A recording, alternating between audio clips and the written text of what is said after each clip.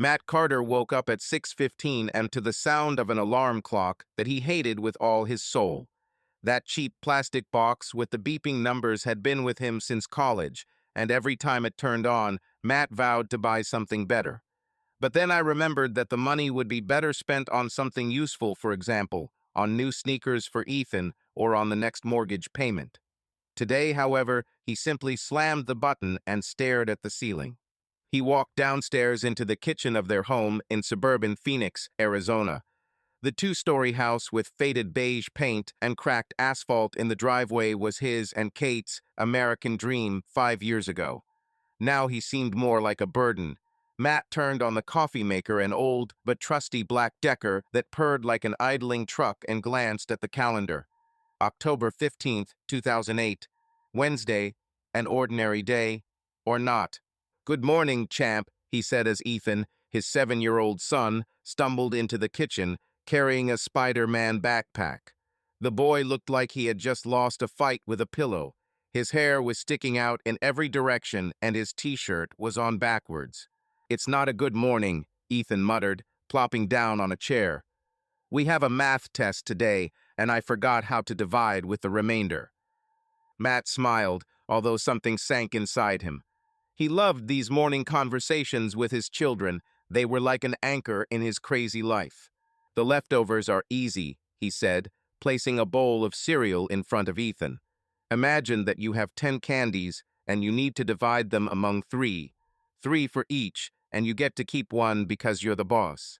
Ethan chuckled as he scooped up his Cheerios with a spoon. "You always say that I'm the boss, and then you make me clean the room." "That's power, buddy," Matt winked. "Responsibility comes with it." The kitchen door creaked open and Sophie, his 10-year-old daughter, entered.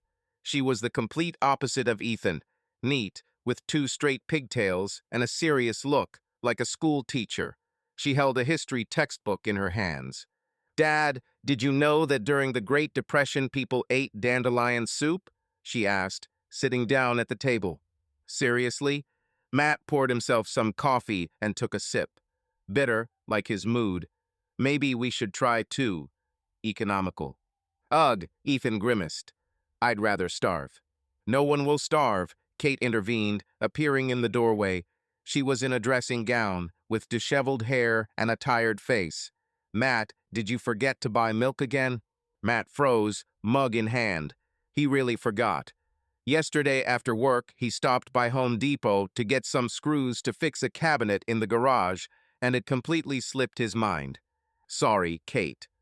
"I'll come by after my shift today," he said, trying to sound calm. "After your shift?" She crossed her arms over her chest. "You promised the same thing yesterday. And the day before yesterday. Do you know how much milk costs? It's almost $4 a gallon, and we have 2 kids who can't live on cereal alone." I said I'd buy it. Matt put the mug on the table a little more abruptly than he intended. "I had a hard day yesterday, okay? It's a mess at work." Kate rolled her eyes. "Everyone's a mess, Matt, but I can't run to the store every time because you're tired." She emphasized the last word with her fingers in the air, like quotation marks. Matt pursed his lips. He hated it when she did that, turned every little thing into an accusation. But I didn't want to argue, not in front of children. "Okay, I'll figure it out," he said quietly. "Eat, guys, the bus will arrive soon."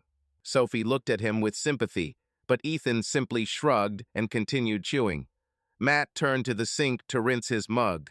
There was a growing feeling in my chest that the day was going to go awry. Everything was confirmed at work.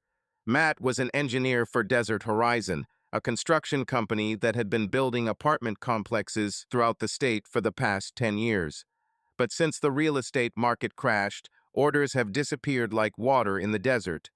In recent months, they have been staying afloat thanks to small contracts, but rumors about layoffs have been circulating for a long time. He parked his old Ford F-150 outside his office, a low-rise building with tinted windows and a sign that was beginning to fade. It was quiet inside, like a morgue.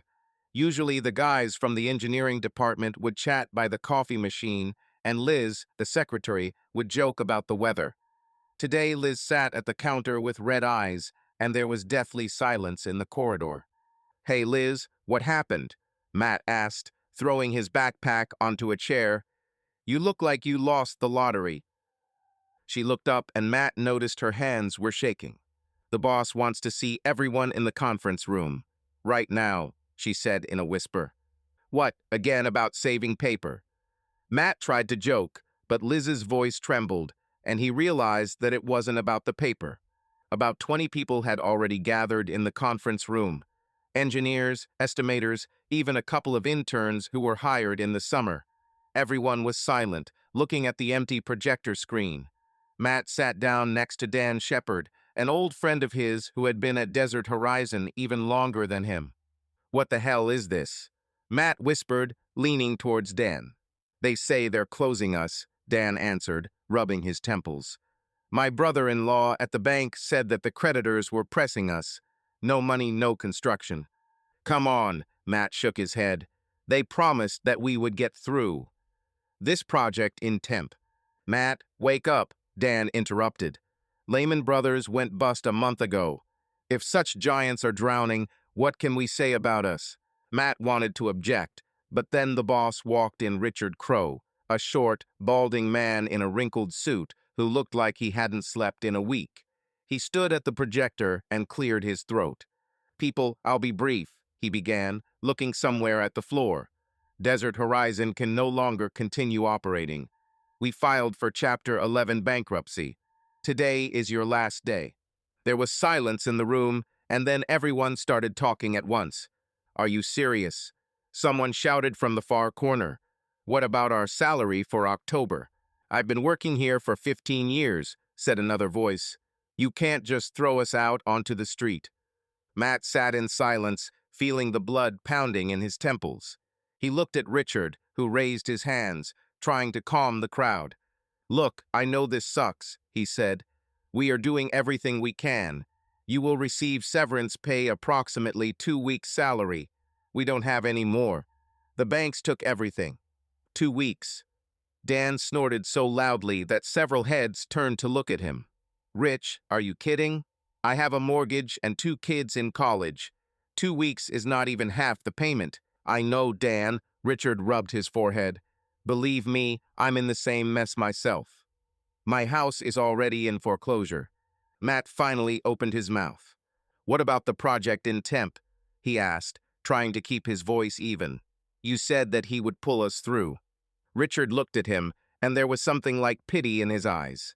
"The customer revoked the contract yesterday. They cannot take out a loan for construction." "That's it, Matt. Game over." Matt leaned back in his chair. One word was spinning in my head: mortgage.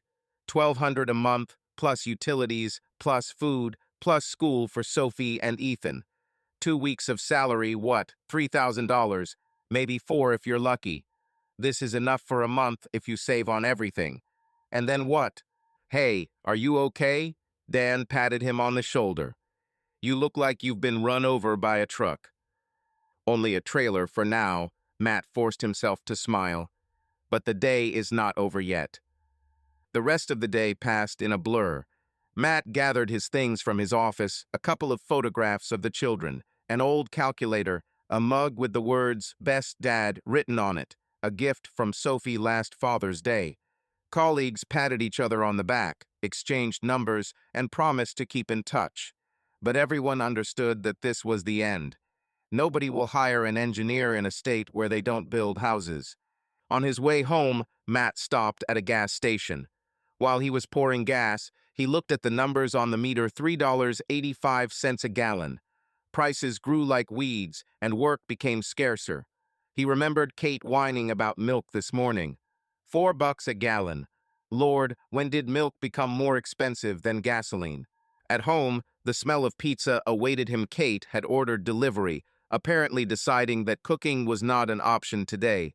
Sophie and Ethan were sitting on the couch, watching some cartoon about talking dogs. Kate stood at the kitchen island, leafing through a magazine. "You're late," she said, without taking her eyes off the page. "Yes, I was stuck at work." Matt threw the keys on the table. He didn't want to tell her the truth right now. Not in front of children. "Blockage." She raised an eyebrow. You promised milk. Damn, Kate, I forgot. He ran his hand over his face. I had a day from hell, okay? Give me 5 minutes to catch my breath. 5 minutes? She threw the magazine on the table. I've been in hell all day, Matt. Ethan spilled juice on the carpet, Sophie forgot about her homework, and you can't even buy milk. I said I'll buy it tomorrow. He raised his voice, but then stopped short, noticing that Ethan turned to them. Let's not now, okay? No, let's do it now. Kate stepped towards him. You always do. Tomorrow, tomorrow. What if there is no tomorrow? We're broke, Matt. Do you understand this? He looked at her, and a lump formed in his throat. She's right. They're broke, and there really may not be a tomorrow. I'll figure it out, he said quietly. Just give me the evening, okay? Kate snorted and walked into the living room. Matt remained standing, staring at the empty coffee maker. The thought was spinning in my head, how to tell her that there is no more work, how to explain to children that Dad is now a nobody. He didn't know. Matt woke up to the sound of a lawnmower outside his window.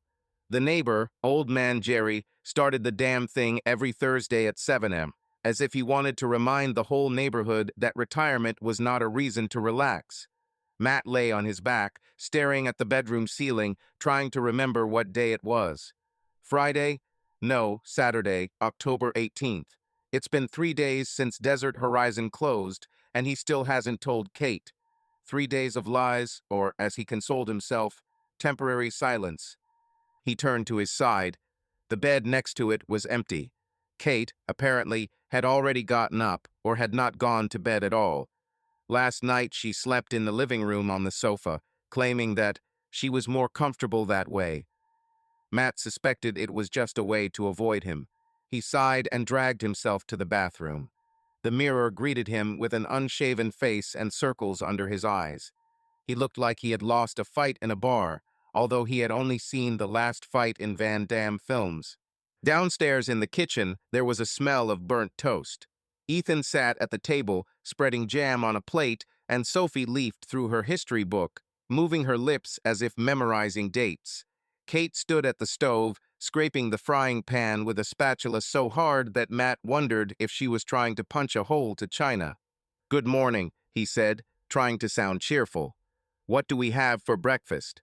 Toast, Kate muttered without turning around. If you bought eggs, there would be omelets. Matt clenched his jaw. He stopped by Walmart yesterday after another fruitless attempt to find a job online. But instead of eggs and milk, he returned with a pack of beer and chips, the only thing he could afford with the $20 he found in his jacket pocket. I'll buy it today, he said, pouring himself coffee from yesterday's brew. Bitter, like his life.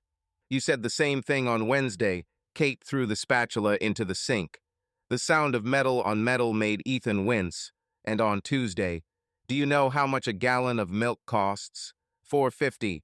What about eggs? $6 a dozen. That is, if you don't take the organic ones, and Sophie now only eats them.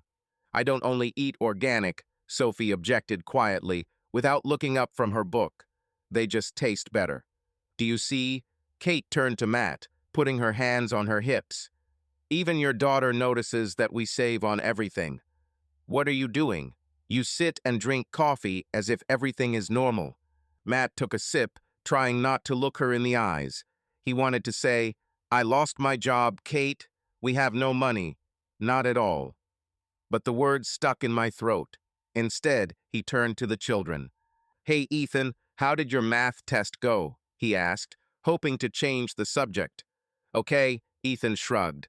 I divided the candies as you said. The teacher gave me a B. B is cool, buddy, Matt smiled. And you, Sophie, what's your story like? We were talking about Roosevelt, she said, perking up. He said that the only thing to be afraid of is fear itself. Cool, right? Very cool, Matt nodded. Maybe I should listen to old man Franklin. It was Theodore, Sophie corrected. Franklin is the one with the kite. Exactly, Matt chuckled. I always confuse these guys with wigs. Kate snorted, crossing her arms over her chest. I'm glad you're having fun here, she said, her voice dripping with sarcasm. By the way, I have to take Ethan to football in an hour, and the tank is almost empty. Are you going to do something, Matt, or should I fill the car myself with my tips? Matt froze. Kate worked a couple of shifts a week at the local Denny's, but that money usually went towards her little things manicures, coffee with her girlfriends. He didn't know that she was spending it on gas. I'll give you 20, he said, rummaging in his jeans pockets. I found a crumpled 10 and a couple of quarters. That's all there is for now. $10? Kate stared at him. Seriously, that's not even half a tank, Matt. What's going on with you? You've been weird all month. Did something happen at work? Matt swallowed. The moment of truth crept too close. Just tense, he managed. Everything will be fine, Kate. I'll figure it out. Will you figure it out? She stepped towards him, lowering her voice so that the children could not hear. You always say that. But I see that nothing changes. The bills are unpaid, the refrigerator is empty, and you're sitting here making jokes about Roosevelt. Kate, that's enough. He raised his hand. Not in front of the children, okay? She looked at him, and there was something new in her eyes, not just anger, but disappointment. Deep, like a crack in the asphalt after an earthquake. You're right, she said quietly. Not in front of children, but we need to talk. Today, no excuses. Matt nodded, feeling his stomach tighten. He knew this conversation wouldn't end well. The day dragged on like chewing gum stuck to the soul. Matt was sitting in the garage, taking apart an old lawn trimmer that had broken last summer. It was a futile exercise, but it gave him some sense of control. His hands moved automatically, a screwdriver, bolts, a rusty frame, but his thoughts revolved around one thing: how to tell Kate. He rehearsed the words in his head. I was fired. The company went bankrupt. We have 3,000 severance pay, that's all. But every time he imagined her reaction, his throat tightened. A horn sounded from the street. Kate returned from Ethan's soccer game. Matt walked out of the garage, wiping his hands with a rag. Ethan jumped out of the car, waving a Gatorade bottle. Dad, I scored a goal, he shouted, jumping up and down. Right into the top corner, like Messi. This is my boyfriend. Matt picked him up and spun him around. Soon you will play for Galaxy, and I will scream in the stands. Just buy me better boots, Ethan grinned. These are already pressing. We agreed, said Matt, although the thought flashed through his head, how will I buy them? Kate got out of the car, slamming the door. She dropped her bag on the porch and looked at Matt. Sophie is with a friend, she said. Ethan, go inside and play Xbox. Dad and I need to talk. Ethan shrugged and ran inside, leaving them alone. Matt felt his heart pound. Well, Kate crossed her arms. Speak. What's happening? Matt took a deep breath. It's time. I was fired, he said, looking into her eyes. On Wednesday, the company went bankrupt. I don't have a job anymore. She froze as if he had hit her. Then she laughed, a short, sharp laugh that sent shivers down Matt's spine. Fired? She asked again. 3 days ago? And you were silent? Jesus, Matt, are you serious? I didn't want to scare you. He stepped towards her. I thought I'd find something quickly. But what? She raised her voice. Did you think I wouldn't notice? That the bills will pay themselves? That I will live on your, I'll figure it out? Kate, I'm trying. He clenched his fists. I have severance pay. 3,000. We'll hold out until I find a job. 3,000. She shook her head. Are you kidding?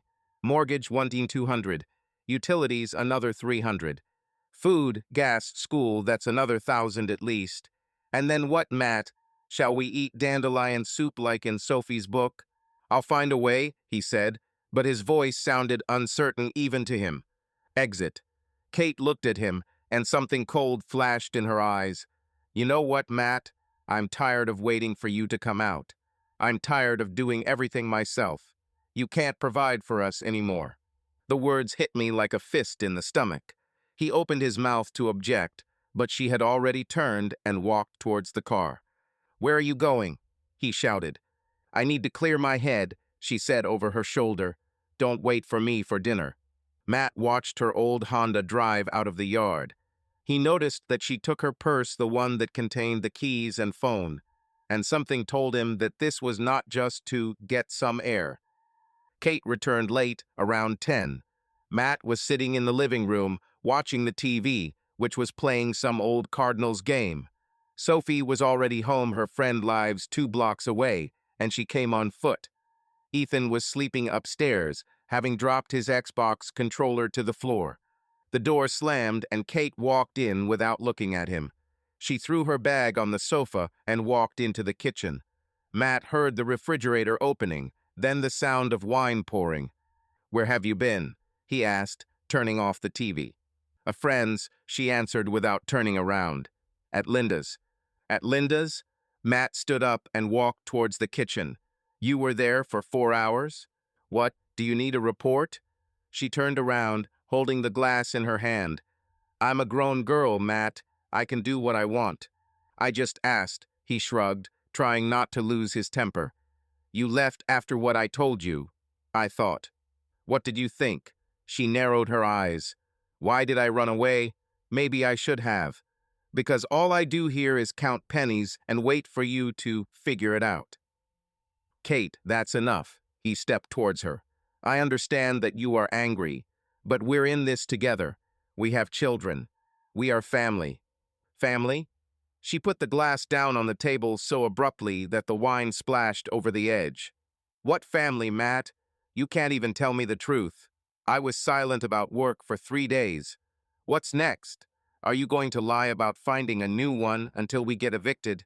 "I didn't lie," he raised his voice. "I tried to protect you." "Protect?" She laughed. "From what? From the truth? Because you are no longer the man who can keep everything under control." Matt froze. These words were like a knife in the back. He looked at her, and for the first time in 12 years of marriage, he saw not his wife, but a stranger. "Are you serious?" he asked quietly. "Seriously," she said, looking into his eyes. "I can't do this anymore, Matt. I need to think. About myself. About children." "Think?" He clenched his fists. "And what does this mean?" "It means I don't know if I want to stay," she said, her voice shaking. "I'm tired, Matt. I'm tired of all this." She took the glass and went upstairs, leaving him alone. Matt stood in the middle of the kitchen, listening to the clock ticking on the wall. For the first time in a long time, he felt that he was losing not only his job, but also his family. Matt woke up on the living room couch with a sore neck and the taste of last night's beer in his mouth. The television was on some late-night news report about the stock market crash, with a tired-eyed anchor talking about the worst days since the Great Depression. Matt turned it off with a remote and rubbed his face. The clock on the wall showed 6:47 a.m. Sunday, October 26th. It's been a week since he lost his job and 3 days since his last conversation with Kate, the one where she said she didn't know if she wanted to stay.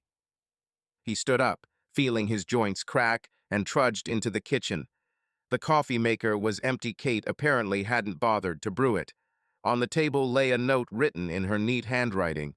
"I left with the children to see Linda. We'll be back for dinner." Matt crumpled the paper and threw it in the trash. Linda.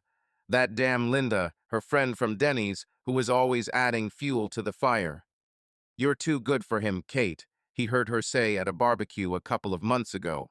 Then he laughed. Now it didn't seem funny. He opened the refrigerator almost empty, except for half a bottle of milk, a piece of cheese, and a jar of pickles.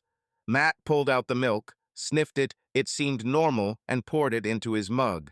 There was no hot coffee, so he just drank it cold while standing at the sink. The taste was disgusting, but at least it shook him up somehow. Something had to be done.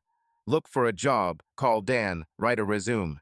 But instead, he looked out the window at the driveway, where his Ford was parked next to the empty space where Kate's Honda usually parked.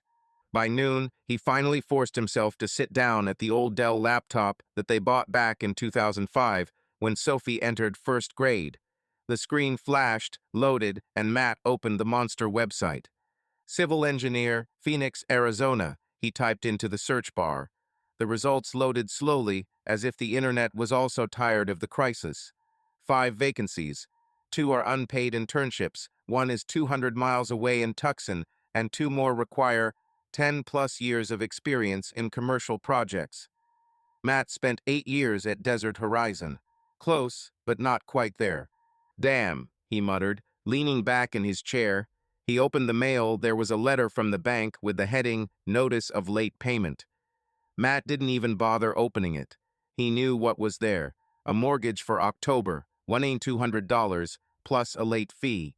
With a severance pay of $3,000, this was possible. But then less than half would remain for November. And then what? The sound of an approaching car interrupted his thoughts. Matt looked out the window. Kate's Honda stopped at the house. Ethan jumped out first, holding a McDonald's bag, followed by Sophie, with a backpack and the same history textbook. Kate was the last to leave, slamming the door so hard the windows rattled. She looked tense, her lips pursed, her eyes narrowed. "Dad," Ethan ran into the house, waving a package. "We brought you nuggets." "My hero," Matt smiled, accepting the package. "How was it with Linda?" "Cool." Ethan plopped down on the sofa. "She has a dog, big as a bear. She licked my face, and I almost fell." "This is a German Shepherd," Sophie clarified, sitting down next to him. "Her name is Roxy, and Linda gave us chocolate chip cookies. Would you like one?" Of course. Matt took the cookie from Sophie's outstretched hand. It was still warm. "Thank you, honey." Kate was the last to enter, throwing her bag on the floor. She looked at Matt, and there was something heavy in her gaze, like a concrete slab. "Guys, go upstairs," she said, not taking her eyes off him. "I need to talk to Dad." Again, Ethan rolled his eyes. "You are always talking. It's boring." "Ethan, upstairs." Kate's voice became sharper. "Now." Ethan grabbed his nuggets and stomped up the stairs, muttering something about adults and their rules. Sophie paused, looking at Matt with concern. "Is everything okay, Dad?" she asked quietly. "Everything is fine, honey," he winked at her. "Go read about Roosevelt." She nodded and walked away, leaving them alone. Matt turned to Kate. "Well?" he asked, trying to sound calm. "What's happened?" Kate was silent for several seconds, looking past him. Then she sighed and said, "I'm leaving, Matt." He froze, as if the air in the room had suddenly become icy. "What do you mean, I'm leaving?" he asked again, although he already knew the answer. "I'm leaving you." She looked into his eyes. "I can't live like this anymore. The kids and I are moving in with Brad." Matt felt the floor give out from under his feet. Brad Harris, that damn dealership manager who was always bragging about his sales at Linda's parties. Tall, with a white-toothed smile and expensive cologne. Matt had seen him a couple of times, most recently at a barbecue in August, when Brad talked about how he sold 3 Dodge Rams in a day and didn't feel any kind of crisis. To Brad, Matt clenched his fists. "You're kidding, right?" "No," she said, and her voice was as cold as steel. "I'm serious. He invited me and the children to move in with him. He has a big house in Scottsdale, a good job. He can give us what you cannot. What I can't do." Matt stepped towards her. "Kate, I lost my job a week ago." "A week? Have you already found yourself a new guy?" "It's not a week, Matt," she raised her voice. "These are years. Years when you promised that everything would be better, but only got worse. I'm tired of waiting. I'm tired of counting every cent. Brad is stable. He doesn't sit on the couch while everything falls apart." "Stable." Matt laughed, although it came out bitterly. "You know him for what, a couple of months, and are you ready to give up everything for him?" "It's not for him." Kate crossed her arms. "This is for the sake of the children. They need a normal home, a school, a future. What can you give them? An empty refrigerator and a mortgage that we can't afford?" Matt opened his mouth to protest, but the words stuck. She was right, at least in the numbers. He had no job, no plan. But this, it was a betrayal. "What about us?" he asked quietly. 12 years, Kate. Does this mean anything?" She looked away, and for a second he thought he saw a hint of regret flicker in her eyes. But then she straightened up. "That means I can't do it anymore," she said. I'm picking up the children today. We'll leave by evening. Today, Matt felt the blood pounding in his temples. You won't even let me say goodbye? You can say goodbye, she said, but don't make a scene, for their sake. He looked at her, and one thought was spinning in his head. How quickly everything collapsed. A week ago, they were a family, not a perfect family, but a family. And now she stood in front of him, like a strange woman, ready to leave for a strange man. Okay, he said finally, barely holding back the trembling in his voice. Call them. Kate nodded and went upstairs. Matt remained standing, looking at the bag of nuggets on the table. They have already cooled down. When Sophie and Ethan came down, Matt's heart sank. Sophie held her textbook like a shield, while Ethan carried a backpack with a Gatorade bottle sticking out of it. They looked confused, as if they knew something was wrong, but couldn't figure out what it was.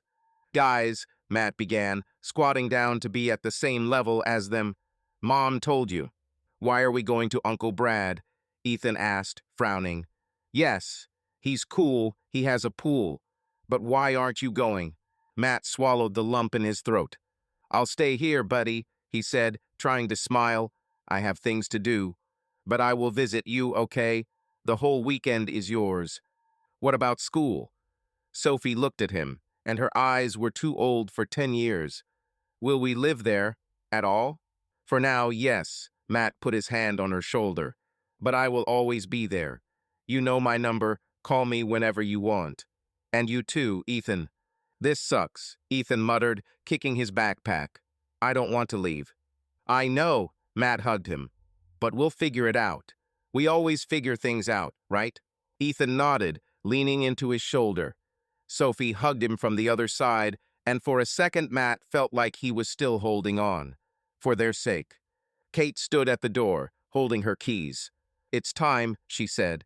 The car is already loaded. Matt stood up, looking at her. He wanted to scream, throw something at the wall, tell her that she is destroying their family. But instead, he simply nodded. Take care of them, he said quietly. She didn't answer, just opened the door. Sophie and Ethan walked out, giving him their last glances. Matt watched them get into the car. Kate started the engine and watched the Honda pull out of the yard. He stood on the porch until the dust settled, until the sound of the engine faded into the distance. And then he returned to the house, closed the door, and sat down on the sofa. The silence was deafening. There were cold nuggets and cookies from Linda on the table. Matt took one and took a bite, but it tasted like cardboard. He put it back and closed his eyes. Matt woke up cold. The window in the living room where he had slept for the last 3 nights was slightly open, and the November wind blew through the room like an uninvited guest. He pulled on the blanket, the old one with the faded soccer ball pattern that Ethan had left on the couch, but it didn't help. The clock on the DVD player flashed red, 5:58 a.m. Tuesday, November 4th, 2008. 4 days have passed since Kate took the children and went to Brad, and the house has become a strange place, quiet, empty, like an abandoned warehouse. He stood up, rubbing his neck, and trudged into the kitchen. The floor creaked underfoot, a reminder that he had never fixed the boards as he had promised Kate last summer. The coffee maker was still there, but no coffee. It had run out on Saturday, and Matt hadn't bothered to buy a new one. Instead, he poured tap water into a mug marked Best Dad and drank it in one gulp. The water was hard, with a metallic taste, but this somehow relieved the dry mouth. Outside the window, the sky was gray, like asphalt after rain. Matt looked down the driveway where only his Ford was parked. Kate's seat was still empty, and every time he looked there, he felt a pang in his chest. He still couldn't believe she was gone. 12 years, a wedding in a small chapel in Vegas, the first apartment with a leaking ceiling, the birth of Sophie, then Ethan. Now what? She's in Scottsdale, in a big house with a pool, with damn Brad, and here he is, alone, with $3,000 and a lot of debt. The phone on the table vibrated, jerking him out of his thoughts. Matt took it, an old Nokia with a cracked screen that he hadn't replaced since 2006. Message from Dan.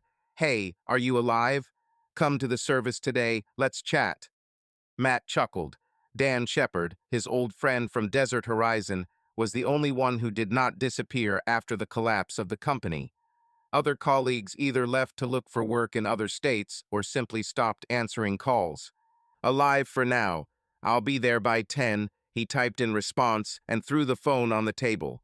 I had to go, but first I had to take a shower. He hadn't showered since Kate left, and he smelled like an old Jim. In the bathroom, Matt turned on the hot water and stood under the stream, closing his eyes. Steam rose to the ceiling, and he tried to wash away not only the dirt, but also the heaviness of the last days. He thought about Sophie and Ethan. Yesterday, he called them for the first time since they left. Sophie answered quietly, as if she was afraid of being overheard. "Dad, we're fine here," she said. "Brad bought me a new backpack, and Ethan gets a soccer ball." "That's cool, honey." Matt forced himself to smile, although she didn't see it. "How's school?" "Fine.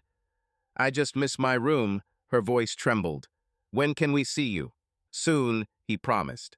"Let's make an agreement with Mom, and I'll take you for the weekend." Then Ethan answered the phone.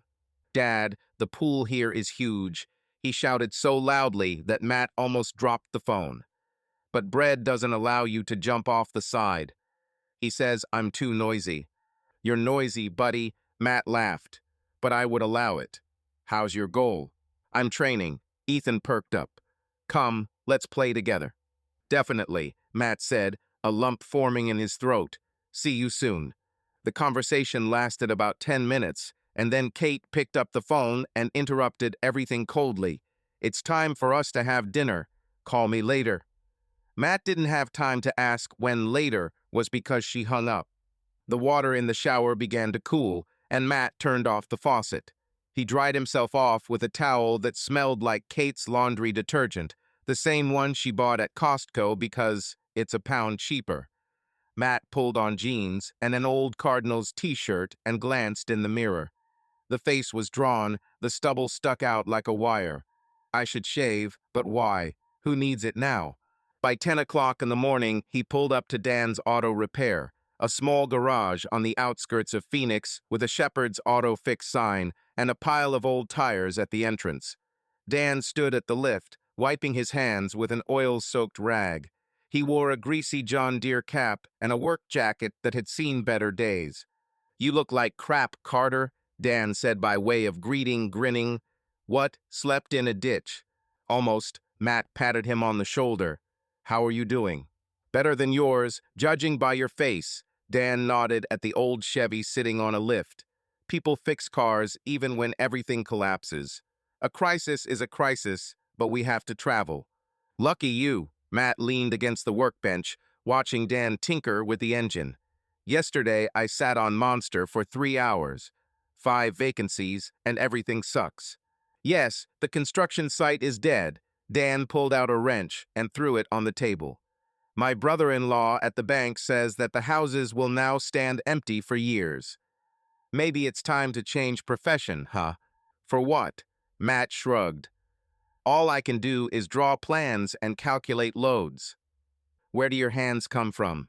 Dan poked him in the chest. "You fixed cars in college. Do you remember how you and I rebuilt the engine on my Camaro?" "It was 100 years ago," Matt chuckled. "And then I drank more beer than I twisted nuts." "Well, start twisting." Dan straightened up, wiping his hands. "I have enough work here. There are more clients than hands. I can hire you part-time. $15 an hour, cash. Not rich, but better than nothing." Matt froze. 15 an hour, how much? 1,200 a month if you work 40 hours. Less than half of what he made in Desert Horizon, but at least it's something. Enough for the mortgage if you cut everything else. "Are you serious?" he asked, looking at Dan. "Otherwise," Dan grinned, "just don't expect me to bring you coffee. Brew it yourself." "I can handle it." Matt extended his hand. "Thank you, brother." "You're welcome." Dan shook his hand. "Tomorrow at 8. And shave, otherwise the clients will think that I hired a homeless person." Matt laughed for the first time in a week. It was a small ray of light in the black hole that his life had become. Silence awaited him at home. Matt threw the keys on the table and turned on the TV, just for background. There was a news broadcast about the elections, Obama versus McCain. Everyone was shouting about change. Matt snorted. He had enough change as it was. He walked around the house as if he was seeing it for the first time. In the living room, Ethan's lonely sock lay on the floor, and in the corner there was a box of toys that he had not managed to pick up. Upstairs, in Sophie's room, the bed was made, as she always did, even at 10 years old. On the table there was a pencil with the inscription 5th grade and a sheet of history homework. Matt took it, a neat list of dates about the Great Depression. 1929 Wall Street crash, he read aloud. Well, at least something doesn't change. The bedroom was the worst. Kate's closet was gaping with empty hangers. She had taken almost all her things.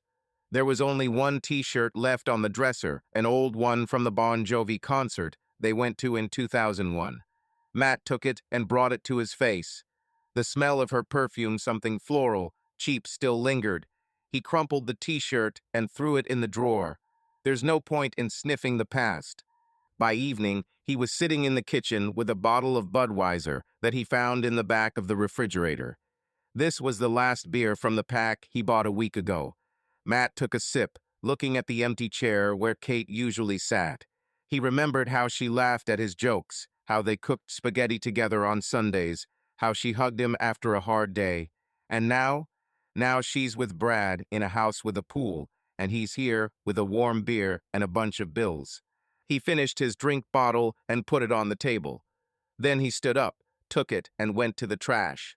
But instead of throwing it away, he threw it against the wall. The glass shattered with a dull sound, and fragments fell onto the floor. Matt looked at them, breathing heavily. This was the first time he gave vent to his anger, and it didn't help. He took a broom and started sweeping. My hands moved mechanically, and the thought was spinning in my head. I won't break. Not for Kate, not for Brad, not for this damn crisis. For Sophie and Ethan, they are his anchor, and he will find a way to stay in their lives, even if he has to start from scratch. Matt threw away the glass, washed his hands, and lay down on the couch. Tomorrow he will start working for Dan. This isn't Desert Horizon, this isn't engineering drawings, this isn't his old life. But this is a start, and he wasn't going to give up. Matt woke up to the sound of rain pattering on the roof. It was a rare downpour for Phoenix, gray and cold, just like his mood.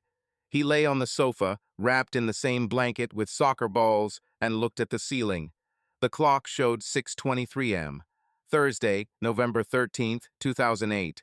It's been 2 weeks since Kate left for Brad, and 10 days since he started working for Dan. Life moved slowly, like dirty water in a ditch, but Matt held on for the sake of the children. He stood up, stretched, cracked his back, and wandered into the kitchen. There was a pack of coffee on the table cheap, from Walmart, bought yesterday with the first money from Dan. Matt poured a spoon into the coffee maker, poured water, and pressed the button. The machine purred, and soon the smell of coffee filled the kitchen, faint, but better than nothing. He poured himself a mug, took a sip, and winced. Bitter as his thoughts. Today was an important day. At 10 a.m. guardianship court. Matt applied a week ago after Kate said he would only be able to see the children with her permission. These words, thrown into the telephone receiver in a cold tone, became the last straw. He wasn't going to be a dad on a leash. Sophie and Ethan are his blood, his life, and he will fight for them, even if he has to sell his soul. He opened the refrigerator almost empty, just like 2 weeks ago. Half a jar of pickles, a piece of cheese, and a loaf of bread that was already starting to go stale. Matt broke off a piece, spread it with mustard from a bag left over from some fast food, and ate it, washing it down with coffee. This was his breakfast. Dan paid him $15 an hour, but after taxes and gas, that was less than $1,000 a month. The November mortgage, when and $200, has already eaten up half of the severance pay. The balance, wanting $800, lay on the account like thin ice over an abyss. Matt went into the bathroom, shaved for the first time in a week, remembering Dan's bum joke, and pulled on his only decent suit, a gray one he'd bought at JCPenney 5 years ago for his cousin's wedding. The jacket smelled of mothballs, and the trousers were a little tight at the waist, but it was better than showing up to court in jeans. He looked in the mirror. The face was drawn, but the eyes were burning not brightly, but stubbornly. I can handle it, he told himself, although his voice sounded uncertain. The court was in downtown Phoenix, in an ugly concrete building with tinted windows and an Arizona flag at the entrance. Matt parked the Ford in the lot, threw a couple of quarters into the parking meter, and went inside. The lobby smelled of disinfectant and cheap coffee.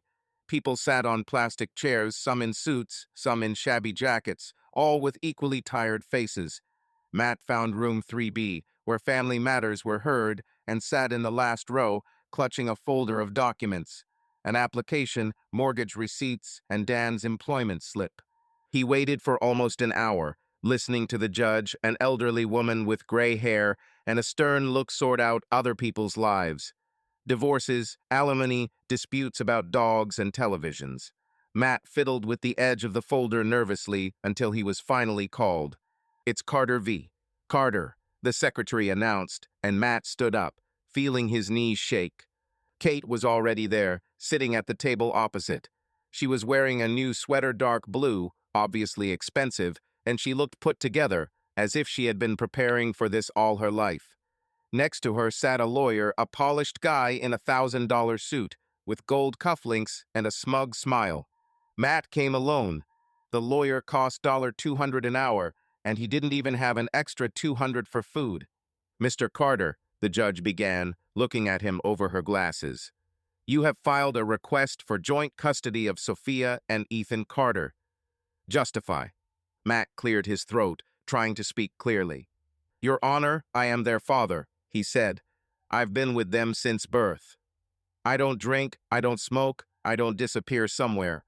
Yes, I recently lost my job, but I have already found a new one. I work in a car service station stable. I pay my mortgage, I have a house. I want to be in their lives not just once a month, but every day. They are my children." The judge nodded, making notes. Then she turned to Kate. "Mrs. Carter, your move." Kate's lawyer stood up, straightening his tie.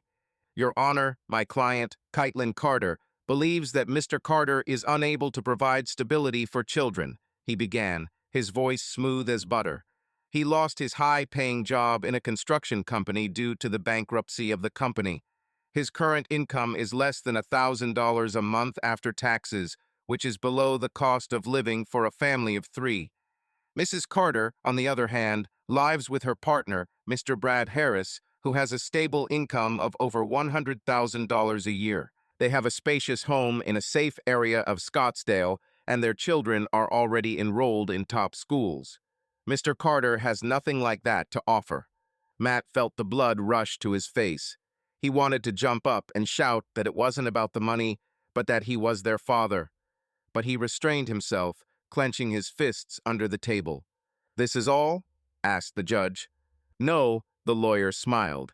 "We have evidence that Mr. Carter hid the loss of his job from his wife, which indicates that he is unreliable. In addition, he did not provide a plan for how he would support his children with such an income." The judge looked at Matt. "Mr. Carter, what do you say?" He stood up, trying not to look at Kate. "Your Honor, I did not hide anything to cause harm," he said. "I was silent for 3 days because I was looking for a way out. Yes, I don't have $100,000 a year, but I have a house where Sophie and Ethan grew up. I have a job, and I'm ready to take part-time jobs. I'm not asking for full custody, just joint custody. I want to pick them up on weekends, be with them on holidays, take Ethan to football, and help Sophie with her homework. I am their father, not their wallet." The judge nodded, but her face remained expressionless. "Do children have preferences?" she asked. "They are too small to choose," the lawyer quickly interjected. "Sophia is 10, Ethan is 7. But they are already adapting to their new life with Mrs. Carter and Mr. Harris." Matt pursed his lips. He knew Sophie missed her room and Ethan hated Brad's rules. But their voices will not be heard here. The judge tapped her pen on the table. "The solution will be next," she said. "Given Mr. Carter's financial instability, I am awarding full custody to Mrs. Carter." Mr. Carter receives visitation rights every second weekend of the month. From Saturday 9 a.m. to Sunday 6 p.m. Alimony has not yet been assigned based on his income, but this may be reconsidered. Case closed. The hammer hit, and Matt felt something break inside him. Every second weekend, 2 days out of 14. This is all he has left of his children. Kate stood up, whispered something to the lawyer, and left without looking at him. Matt sat staring at the empty table until the room was empty. He lost. Not because he was a bad father, but because he had no money. At home, Matt threw the folder on the table and collapsed on the sofa. The silence pressed down like a concrete slab. He looked at the ceiling, trying to figure out what to do. The court took his children away from him. Kate took away his family. The crisis took away his job. What's next? Street? He wanted to get drunk for the first time in years. To fill this pain, this emptiness, this damn world that collapsed in a month. He walked to the closet in the living room, where there was a bottle of Jack Daniel's whiskey, a gift from Dan for his 35th birthday. Matt opened it and sniffed it. The smell was sharp, warm, promising oblivion. He poured half a glass, raised it to his lips, and froze. Ethan's voice flashed through my head. "Dad, come, let's play together." And then Sophie, "When can we see you?" Matt lowered his glass. No, he won't be that guy, the drunk loser who drowns in a bottle. Not for myself, but for them. They are still waiting for him, and he won't give up. He poured the whiskey into the sink, watching the amber liquid disappear down the drain. Then he picked up the phone and dialed Dan. "Hey, it's me," he said when Dan answered. "Are you home?" "Yeah, I just got here." Dan's voice was tired, but cheerful. "What happened?" "There was a trial." Matt squeezed the phone. "Kate took full custody. I was only given a day off once every 2 weeks. Damn, brother," Dan whistled. "This sucks. How are you?" "Like a truck ran over," Matt chuckled. "But I'm fine. I need to talk. Can you come over?" "I'm on my way," Dan said. "I'll grab a beer. Non-alcoholic, if you like." "Let's do the usual." Matt smiled for the first time that day, but only one. Dan arrived a half hour later with a pack of Bud Light and a bag of chips. They sat on the porch, looking out at the rain, which was still falling, turning the street into a muddy river. "The judge is a bitch," Dan said, opening the can. "Money is everything, right? Brad has plenty of them, so he won." "Not Brad, but Kate," Matt corrected, taking a sip. "She chose him," and the court simply nodded. "So what now?" Dan looked at him. "Will you appeal?" "I don't know," Matt shrugged. "I don't have money for a lawyer, but I won't give up. I will find a way to be with them. Work harder, save money, and prove that I'm not an empty space." "You're not an empty place anyway," Dan patted him on the shoulder. "You are a father, brother, and damn stubborn. They will see it, and Kate, and the court, and even that idiot Brad." Matt nodded, looking out at the rain. Matt woke up and wandered into the kitchen, made coffee the same cheap Walmart one, but already familiar. While the coffee maker purred, Matt opened the refrigerator. Over the course of a week, he replenished it a little. A loaf of bread, a stick of butter, a can of tuna, and half a dozen eggs. Nothing fancy, but better than pickles. He cracked 2 eggs into a frying pan, fried them with a piece of bread, and ate them right over the sink, washing down his coffee. The food was simple, but hot, and it gave me strength. He pulled on jeans, an old jacket and boots that he bought at a thrift store for $10 sturdy, although worn. I took the keys to the Ford and went outside. The engine started on the 3rd try, coughing like an old man with a cold. We should check the spark plugs, Matt thought as he drove out of the yard. Maybe Dan would give him a couple of hours at the service center to get the car in order. The Shepherd's Auto Fix Service Center greeted him with the hum of a compressor and the smell of rubber. Dan was already there, standing at the lift with a red Dodge Neon that looked like it had survived the apocalypse. "Good morning, Princess," Dan shouted, without looking up from the engine. "Did you get enough sleep?" Like a baby, Matt threw his jacket on a chair, just without diapers and a bottle. "Well, I can organize a bottle," Dan grinned, nodding to the refrigerator in the corner. There's a couple of Bud Lights in there, if that's what. Maybe after the shift. Matt walked over to the workbench where the tools lay. What do we have today? This handsome guy, Dan, patted the neon on the hood. The client says that it stalls at traffic lights. I think the fuel pump has failed. And there's that F-150 against the wall. I need to change the oil and check the brakes. You start with him, I'll figure it out. Matt nodded and walked over to the pickup truck, an old Ford like his own, only blue and with rust stains on the sides. He rolled up his sleeves, took the 13 keys, and reached under the car. The oil was black as pitch. It looked like the owner had not changed it since the last century. Matt drained it into the pan, replaced the filter, and filled in a new one, cheap, but fresh. Then I checked the brake pads. There was decent wear, but they would still ride. By lunchtime, he finished with the pickup and walked over to Dan, who was still tinkering with the neon. How are you? Matt asked, wiping his hands with a rag. The pump is definitely dead. Dan straightened up, rubbing his lower back. I ordered a new one. It will arrive tomorrow. How are you with the F-150? Done, Matt nodded. I changed the oil. The brakes are fine. Tell the owner to change the pads in a couple of months. Well done, Dan patted him on the shoulder. Will you have lunch?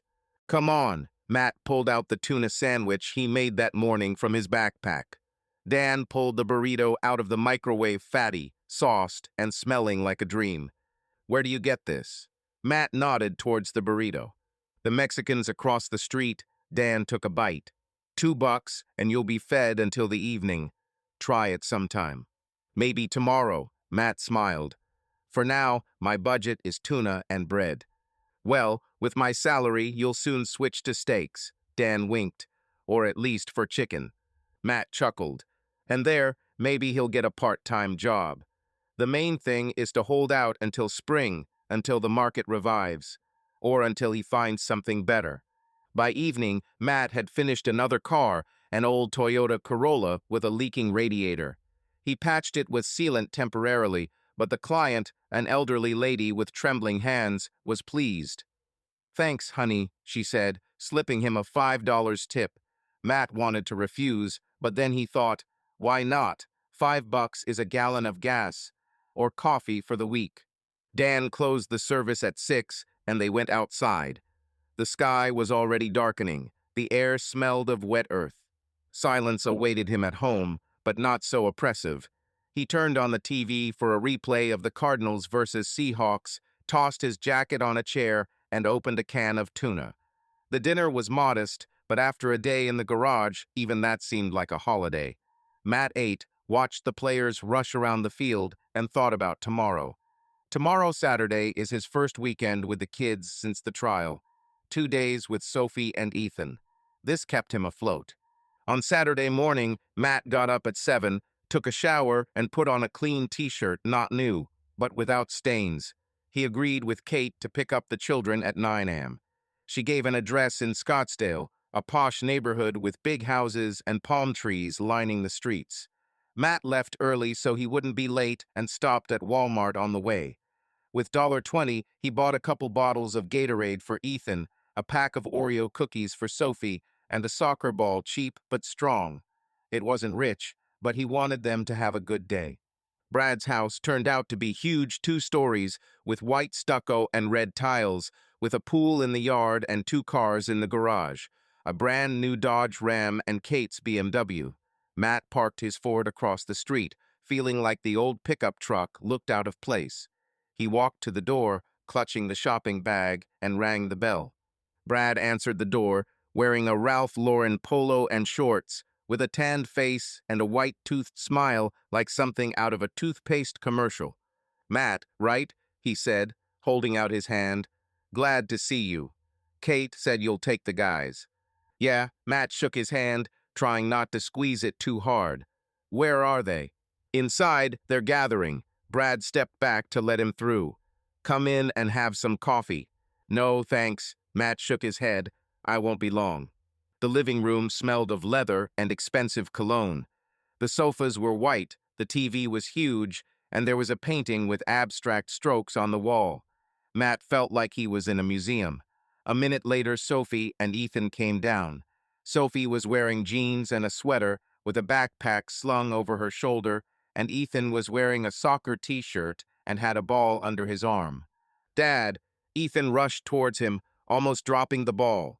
"You have arrived." "Sure, buddy." Matt picked him up and hugged him. "How are you?" "Cool." Ethan broke free and showed the ball. "Brad bought it for me yesterday. But yours is cooler, right?" "Mine is definitely cooler." Matt took a new ball out of the bag. "This one is for champions." Sophie approached more quietly, but her eyes lit up when she saw Oreo. "Is this for me?" she asked, smiling. "You, honey," Matt hugged her. "I missed you." "Me too," she said quietly, clinging to him. Kate came out of the kitchen holding a cup of coffee. She looked at Matt, then at the children. "You will return them tomorrow by 6, she said coldly. "And no tricks, Matt." "No tricks," he nodded. "Let's go, guys." They walked out to the car, and Matt felt a weight lift from his shoulders. 2 days is his time. He started the engine, and Ethan immediately turned on the radio some pop track, which he immediately began to sing along to. Sophie sat behind her, leafing through her textbook, but the corners of her lips turned up. "Where are we going?" Ethan asked, jumping up and down in his seat. "To the park first," Matt said. "Let's play football. Then home I have a surprise." "Which?" Sophie looked up. "You'll see," Matt winked. "But there will definitely be pizza there." They laughed, and Matt felt like he was alive for the first time in a month. Working with Dan this weekend, the kids nearby, that was the first step. Small but solid, and he won't stop. They played in the park until lunch. Matt kicked the ball around with Ethan until he scored a goal between 2 trees. Sophie sat on the grass, reading, but then joined in, laughing when Ethan missed and fell into the bushes. At home, Matt ordered pizza, the cheapest one from Domino's, with pepperoni, and they ate straight from the box, sitting on the living room floor. The surprise was an old DVD of Spider-Man, Ethan's favorite movie. They watched it until Ethan fell asleep on the couch and Sophie dozed off and cuddled up to Matt. He looked at them, and warmth spread in his chest. Matt woke up to the cold coming through the crack in the living room window. It was 6:30 a.m. on Saturday, December 6, 2008.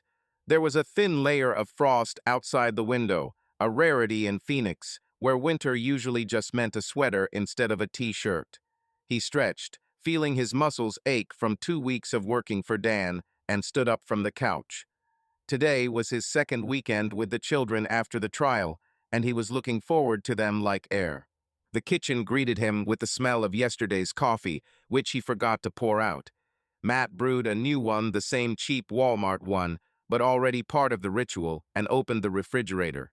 In 2 weeks, he adjusted his life a little. There were eggs, a pack of bacon, a loaf of bread, and a jar of peanut butter. He fried a couple of slices of bacon, made an egg sandwich, and ate it while standing at the table. Dan's winning $200 from November went toward his mortgage and utilities, but he saved $50 for this weekend. Pizza, Gatorade, maybe movie tickets, nothing fancy, but enough for the kids. He showered, shaved, and put on a clean Cardinals t-shirt, the same as last time, but washed. Then I packed a bag, a new soccer ball for Ethan, a pack of Oreos for Sophie, and an old blanket for a picnic in the park, weather permitting. Matt looked in the mirror, the stubble was gone, but the circles under his eyes remained.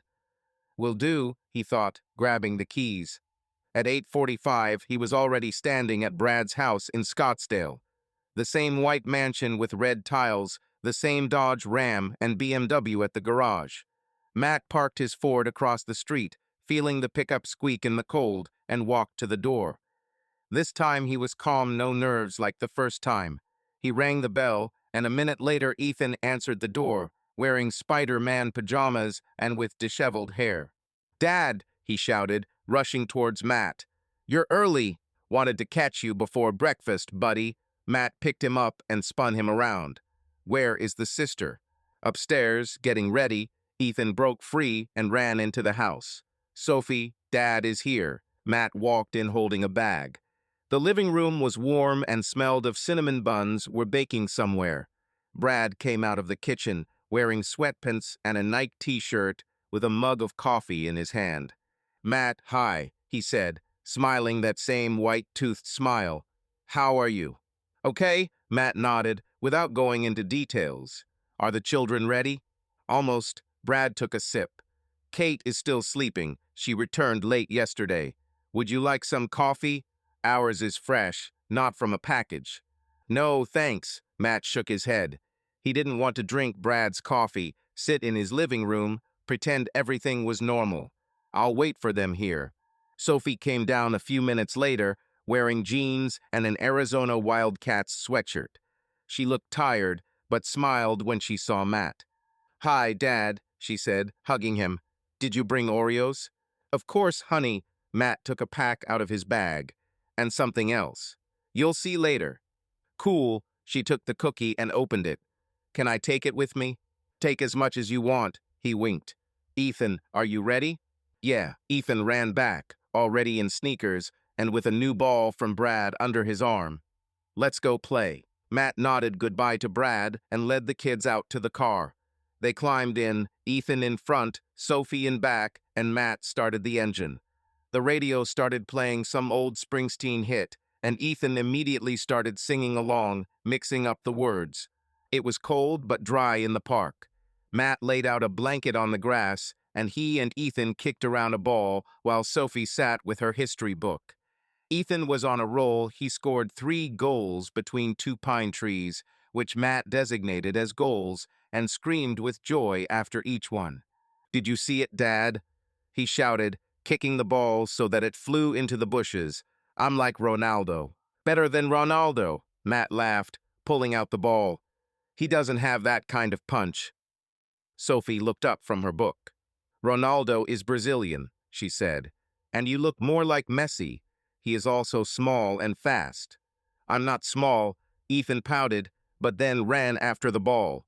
"Dad, let's do it again." They played until they were freezing, and then sat on a blanket with Gatorade and Oreos open. Matt looked at them flushed, happy, and felt the warmth spreading in his chest. This was what Brad's money couldn't buy: time together, laughter, simple joys. "How's Brad doing?" he asked, trying to sound casual. Ethan shrugged. "Fine. But he's always busy. He also makes me clean the room every day. You didn't have that." "I have my own rules," Matt smiled. "But I don't mind chaos if you're a champion." "My room is small," Sophie said quietly. "It's beautiful there, but it doesn't feel like home. And Brad always tells me not to touch his things. He has shelves with some kind of car models, like in a museum." "It's a museum then," Matt chuckled. "What about Mom?" "She works a lot," Sophie looked at him. "And they sometimes fight with Brad." "About money, it seems." Matt nodded without further questioning. He didn't want to delve into Kate's life that was her choice. But Sophie's words stung. The children felt that something was wrong, even if they did not say it directly. "Well, with me you can touch anything," he said, winking, "even if it's old junk in the garage." "Is it possible to disassemble the trimmer?" Ethan asked, perking up. "You said it was broken." "You can," Matt laughed, "but only if you find a screwdriver." At home, they set up a workshop in the garage. Matt gave Ethan an old screwdriver, and he enthusiastically reached into the trimmer, unscrewing everything he could find. Sophie helped, holding a flashlight and reading aloud instructions from some manual Matt had found in a drawer. They laughed when Ethan dropped the bolt and went under the workbench for it, and even Sophie got involved, offering to fix the trimmer with tape. "It won't fix it," Matt said, looking at their work, "but it looks cool." "This is now a space trimmer," Ethan said, adding another piece of tape, "for grass on Mars." "Then we need a Martian lawn," Sophie giggled, and Matt felt his heart clench from their laughter. In the evening, he ordered pizza, again Domino's, with pepperoni and extra cheese, on which he spent the last $15 of his budget. They ate on the living room floor while watching Spider-Man 2 on the same old DVD. Ethan fell asleep halfway through, dropping a slice of pizza on the sofa, and Sophie snuggled up to Matt, whispering, "Dad, I like it with you. It's cozy here. I like it when you're here too, he said, hugging her. You are my home. She nodded and dozed off as Matt watched them, feeling his determination grow inside him. This weekend is not just 2 days. On Sunday, they went to the movies. A small theater in downtown Phoenix showed Madagascar 2 inches for $5 per ticket. Matt bought $3 popcorn, and they sat in the half-empty room, laughing at the penguins and Alex the lion. Ethan spent the entire movie whispering, "Dad, it's like we're a team." And Sophie simply smiled, holding his hand. By 6 in the evening, he brought them back to Brad. The house was shining with lights. Christmas lights were already hanging on the roof, although there were 3 weeks before the holiday. Kate opened the door, wearing a robe and a tired face. "How did it go?" she asked, looking at the children. "Cool." Ethan ran inside, waving the ball. "We repaired the trimmer and ate pizza. We had a good time," Sophie nodded, hugging Matt. "Bye, Dad." "Bye, honey," he kissed her forehead. "Call me if anything happens." Kate looked at him, and something flashed in her eyes, either irritation or regret. "Are they okay?" she asked. "Completely," Matt nodded. "See you in 2 weeks." She didn't say anything, just closed the door. Matt returned to the car, feeling the emptiness come over him again. But now she was different, not so heavy. He had children, these 2 days, their laughter, and he knew they felt the difference. Brad could buy them balls and backpacks, but he couldn't give them what Matt gave: warmth, time, real connection. December 15th, 2008. There was a morning haze outside, and the porch thermometer read 45 degrees Fahrenheit, cold for Phoenix, but not cold enough to turn up the heat. He got up from the sofa, stretched, cracked his shoulders, and wandered into the kitchen. After a weekend with the kids, there was still some lightness in the house: the smell of pizza, a couple of Oreo crumbs on the table, Ethan's soccer ball in the corner. It was like an echo of their presence, and Matt clung to it. He made coffee, opened the refrigerator, and pulled out an egg and a piece of bacon, leftovers from Saturday. I fried them in a frying pan, added a slice of bread, and ate them, washing them down with bitter coffee. After 3 weeks of working with Dan, he got used to this kind of breakfast, simple but satisfying. Winning $200 a month didn't make him rich, but it kept him afloat. The mortgage for December was paid from the remainder of the severance pay, winning $200 plus $200 for utilities. There was $400 left, half of which went towards food and gas. It was necessary to save, but Matt did not regret the $50 spent on children. Their smiles were worth it. Today, he decided to take a step forward. Yesterday, after his shift, Dan mentioned an auto mechanic course at a local technical school. Phoenix Community College offered an evening program for $500 per semester. "The certificate will open doors," Dan said, wiping his hands after replacing the muffler. "You'll be able to repair not only oil and brakes, but also engines and gearboxes, a real deal." Matt thought about it. $500 was more than he had now, but with some savings, he could sign up by January. It's not an engineering degree, but a chance to become something more than a garage apprentice. He showered and pulled on jeans, a work jacket, and boots. He took the backpack, old, with a torn strap, but still alive, and threw in a peanut butter sandwich and a bottle of water. Dan's work started at 8, and Matt left with a reserve so as not to get stuck in the morning traffic. The service greeted him with the hum of the lift and the smell of gasoline.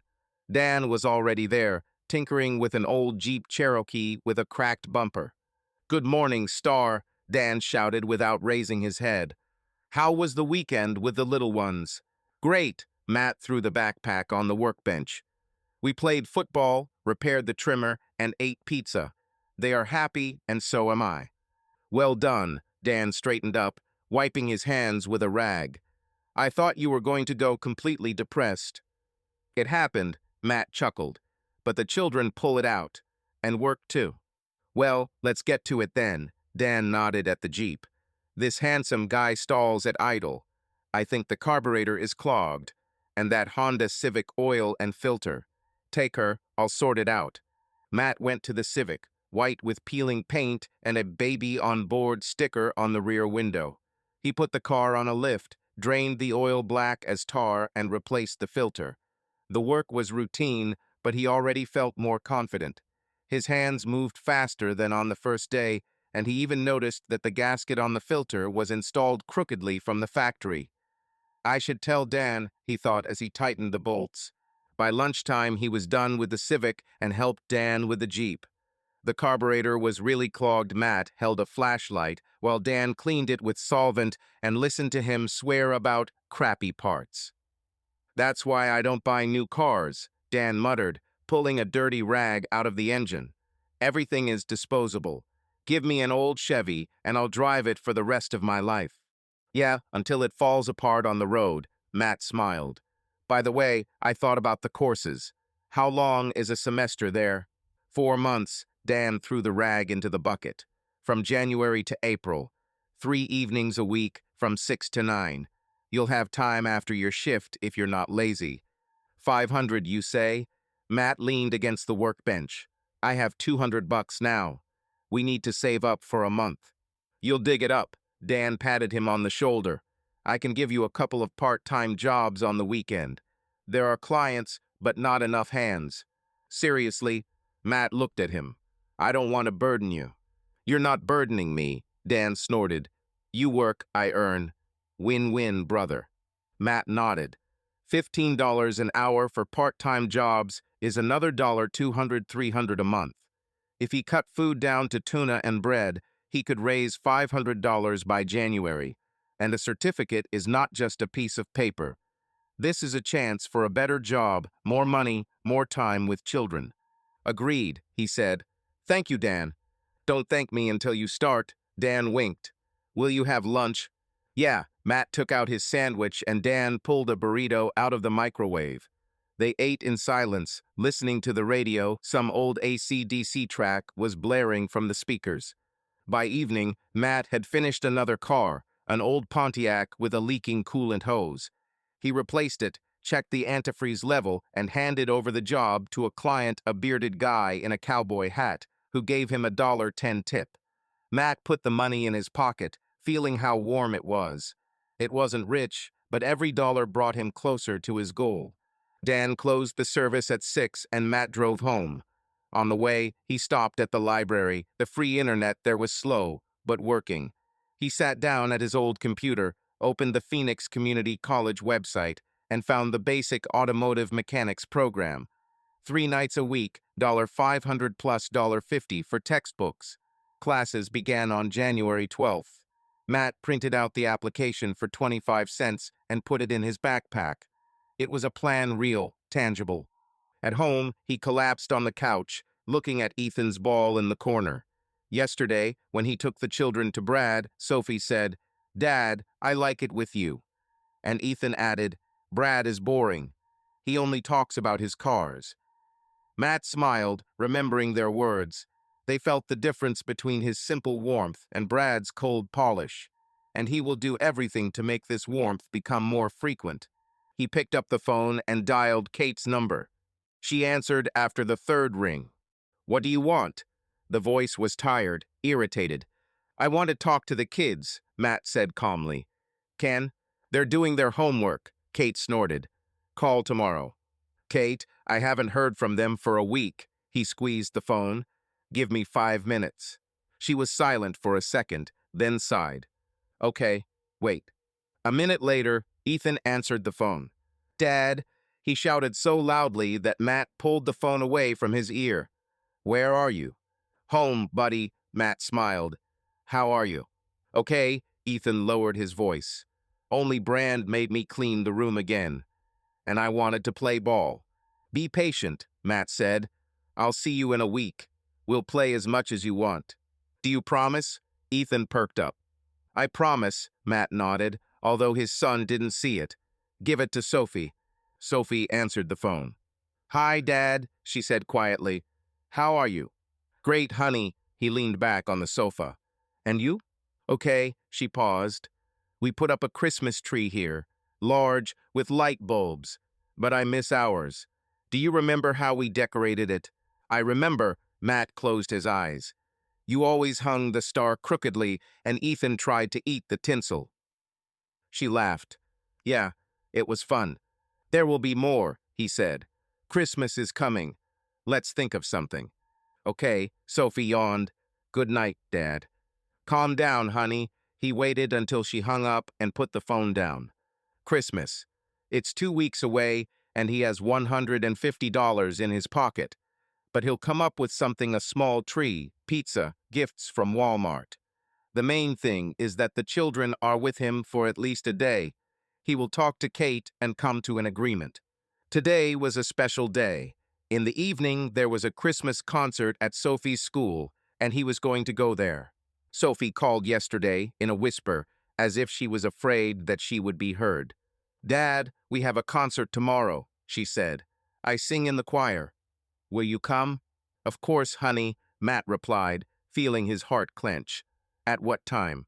At 6, she hesitated. Mom and Brad will be there too. But I want you to come.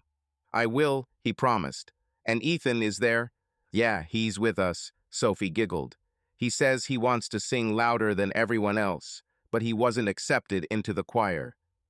Matt laughed, imagining Ethan yelling "Jingle Bells" to the entire room. This was his chance to see the kids outside of the weekend, and he wasn't about to miss it. Kate could build walls all she wanted, but school was neutral territory. He showered, shaved, and put on a clean shirt, not a suit, like at the trial, but a dark blue flannel he found at a thrift store for $3. It was a little big, but looked decent with jeans and boots.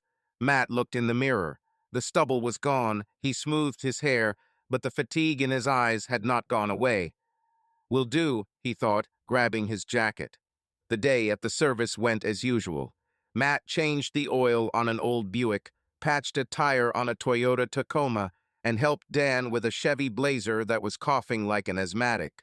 His hands had already become accustomed to the dirt and oil, and he even began to enjoy it, not as much as from drawings, but close. The work gave him rhythm, and the rhythm kept him afloat. By 5 he finished, washed his hands with solvent, and walked over to Dan, who was counting the day's earnings. Hey, I'm leaving early today, Matt said, wiping his palms with a rag. Sophie has a concert at school. I want to be on time. Go, Dan waved his hand. Family is more important. How are the small ones? Okay, Matt smiled. Sophie is singing. Ethan will probably be screaming from the stands. Typical Ethan, Dan chuckled. Say hi to them. I'll try, Matt nodded and walked to the car. The Ford started the second time, coughing smoke, but drove off. Matt glanced at his watch. 5:15. It was a half-hour's drive to school in downtown Phoenix if you didn't get stuck in traffic. Sophie's school, Camelback Elementary, was decorated for Christmas. Lights twinkled in the entrance, a Christmas tree with homemade toys stood in the hallway, and the sound of a piano and children's voices could be heard from the auditorium. Matt parked the Ford in the parking lot next to his parents' shiny SUVs and sedans and went inside. The air smelled of popcorn and hot chocolate as someone from the tile was selling treats for $1. He found a seat in the middle of the room, a plastic chair with peeling paint, and waited. The hall was filling up. Mothers in sweaters with deer, fathers with phones, children running between the rows. Matt noticed Ethan first. He flew into the hall in a red jacket and with a paper star on his head, which seemed to be made in class. Dad. Ethan noticed him and rushed through the crowd, almost knocking over a woman with a tray of cookies. You've come. Sure, buddy. Matt picked him up and pulled him onto his lap. Where is your star? Here, Ethan pointed at the paper crown. We did them in class. I wanted a sword, but the teacher said that the stars were cooler. She's right, Matt smiled. You're like a Christmas star on a tree. Ethan laughed and then pointed to the stage. Sophie is there with the choir. They will sing Silent Night. I wanted it too, but they didn't take me. Nothing, Matt winked. You will sing for me later. A minute later, Kate and Brad entered the room. Kate was wearing a long coat and carrying a Coach purse that was obviously new, and Brad was wearing an Argyle sweater and jeans that cost more than Matt's monthly salary. They sat in the front row, 10 steps away from him. Kate noticed Matt, but looked away as if he was nothing. Brad, on the other hand, turned and nodded with a small smile, one that Matt already hated. The concert began with the lower grades. First graders sang Jingle Bells, confusing the words and ringing bells. Ethan bounced on Matt's lap, singing along so loudly that the mom next to him shushed them. Matt just smiled, let him yell, it's his son. Then the fifth grade choir took the stage. Sophie stood in the front row, wearing a green dress and a red ribbon in her hair. She looked serious, but when she noticed Matt, the corners of her lips twitched into a smile. They sang Silent Night, clean, quiet, and Matt felt a lump in his throat. Sophie's voice stood out, not loud, but clear as a bell. Ethan whispered, "She's tough, huh?" And Matt nodded, without taking his eyes off his daughter. When the song ended, the crowd cheered, and Matt clapped loudest until Ethan started whistling, earning him another glare from the same mom. Sophie bowed in chorus and ran towards Matt, pushing through the crowd. "Dad, did you see?" she asked, out of breath. "I haven't forgotten the words. I saw it, honey," he hugged her. "You were the best, like a real star." "Is it true?" She blushed, but smiled wider. "Really," Matt kissed her forehead. "I'm proud of you." Ethan jumped off his lap and pulled Sophie's hand. "Show me where they give chocolate," he said. "Dad, shall we go?" "Go, I'll catch up," Matt nodded, watching them run to the table with treats. He stood up, preparing to follow, but then he was called out. "Matt," Brad's voice was loud, confident. Matt turned to see him and Kate walking towards him. Brad smiled. Kate looked tense. "Hi," Matt nodded, trying to keep his voice even. "Good concert, huh?" Brad patted him on the shoulder like he was an old friend. "Well done, Sophie. She has the right voice." "Yeah," Matt clenched his jaw. "She tried." "Kate and I bought her singing lessons," Brad continued, not noticing his tone. "Twice a week, with a college teacher. A little expensive, but nothing is a pity for children, right?" Matt felt his insides boil. Singing lessons. Of course, Brad could afford it $100,000 a year versus his wanting $200 a month. "That's right," he said quietly, looking at Kate. She was silent, fiddling with her purse strap. "How are you?" Brad crossed his arms. "Still messing around in the garage? Kate said you're a mechanic now." "I work for a friend," Matt shrugged. "We fix cars." "Well, this is not a construction site, of course," Brad chuckled, and there was a hint of mockery in his voice. "But it'll do for a start. The main thing is, are you able to afford the mortgage?" Matt clenched his fists in his pockets. He wanted to say, "Go to hell, Brad," but he stopped himself. "Not here, not in front of the children." "I'm pulling," he said, looking into his eyes. "How are you? Are sales going on?" "Like clockwork," Brad grinned. "Yesterday, I closed a deal for 2 Rams. Crisis is a crisis, but people still buy cars." "I'm glad for you," Matt nodded, feeling the words scratch his throat. Kate finally spoke. "Matt, will you pick them up tomorrow?" she asked without looking at him. "We have plans for the evening." "I'll take it," he turned to her. "At 9, as usual?" "Yes," she nodded. "And be back by 6 on Sunday. No delays." "I won't be late." Matt looked at her, trying to catch her eye, but she turned away. Brad patted him on the shoulder again. "Well, come on, Matt." "See you," he said, and went to the chocolate table, where Ethan was already smearing cocoa on his face. Kate followed him, leaving Matt alone. He stood looking after them. Brad tall, confident, with that damn smile. Kate is cold, distant, as if he were a stranger. And then he saw Sophie and Ethan running towards him with cups of hot chocolate, laughing. "Dad, try it." Ethan handed him a cup. "It's sweet." And with marshmallows, Sophie held out hers. "We took it for you." Matt took the cup and took a sip. The chocolate was warm, cloying, but at that moment the best he'd tasted in months. "Thanks, guys," he said, sitting down on a chair. They sat next to each other, chatting about the concert, about school, about how Ethan wanted a dog and Brad was against it. Matt listened, smiled, and a warmth grew inside. Brad could scoff, Kate could turn away, but the children were with him not with money, but with their hearts. At home, Matt collapsed on the couch, staring at the empty chocolate cup Ethan had left in the car. He thought about Brad, his words, his condescending smirk. It stung, but didn't break.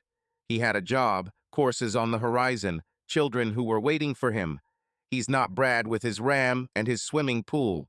He's Matt, the father who doesn't give up. He picked up the phone and dialed Dan. "Hey, how was the concert?"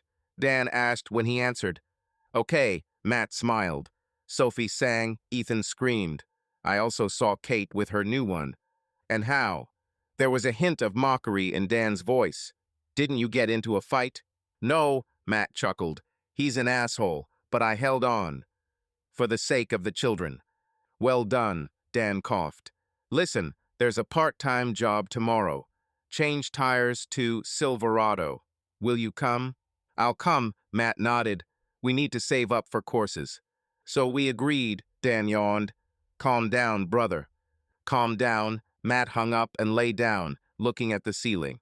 Shepard's auto fix service was half empty before the holidays. Customers either fixed their cars in advance or put it off until January. Dan was standing at the workbench, taking apart an old battery, and looked up when Matt entered.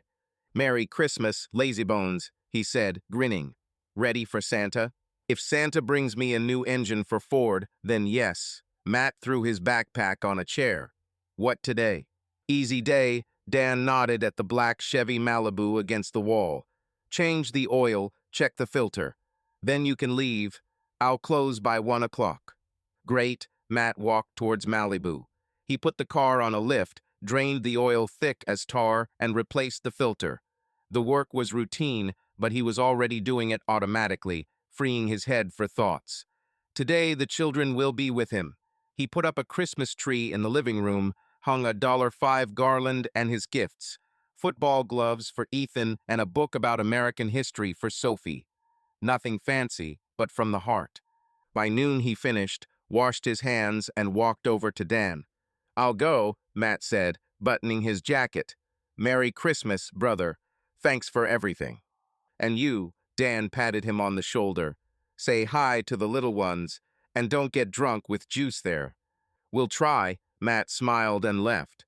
It was cold but sunny outside, and he decided to stop at a pizzeria on his way home. That evening at 5:30, Matt was standing outside Brad's house in Scottsdale. The tree in the yard was flashing with colorful lights, and music was coming from the windows, something like White Christmas, performed by Sinatra. He rang the bell, and Kate answered the door, wearing a red sweater and holding a glass of wine. "You're on time," she said, looking at him coldly. "They are ready." "Agreed," Matt nodded, trying not to notice her tone. "Where are they?" "Upstairs." Kate stepped back. "Come in if you want." Matt walked in, feeling like a stranger. In the living room, there was a huge table with snacks, cheese, fruit, some canapes, and on the fireplace hung stockings with the names Sophie, Ethan, Kate, Brad. Sophie and Ethan came down a minute later. Ethan was wearing a jacket and a backpack with Brad's new ball sticking out of it, and Sophie was wearing a sweatshirt and had a book under her arm. "Dad," Ethan rushed to him. "Are we going to your place?" "Yeah, buddy." Matt hugged him. "Merry Christmas." "Merry Christmas, Dad." Sophie came closer, but also hugged him. "Do you have a Christmas tree?" "Yes," he winked. "And surprises."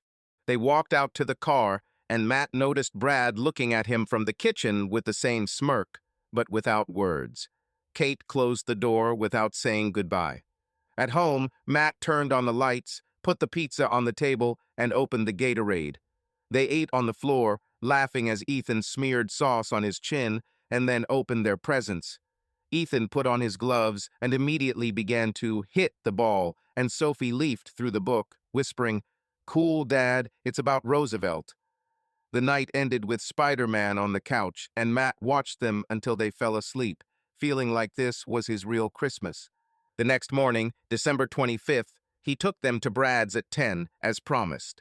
Kate took the children in silence, and Brad said, "Happy holidays, Matt," with a slight mockery. Matt nodded and drove away, keeping their smiles in his mind.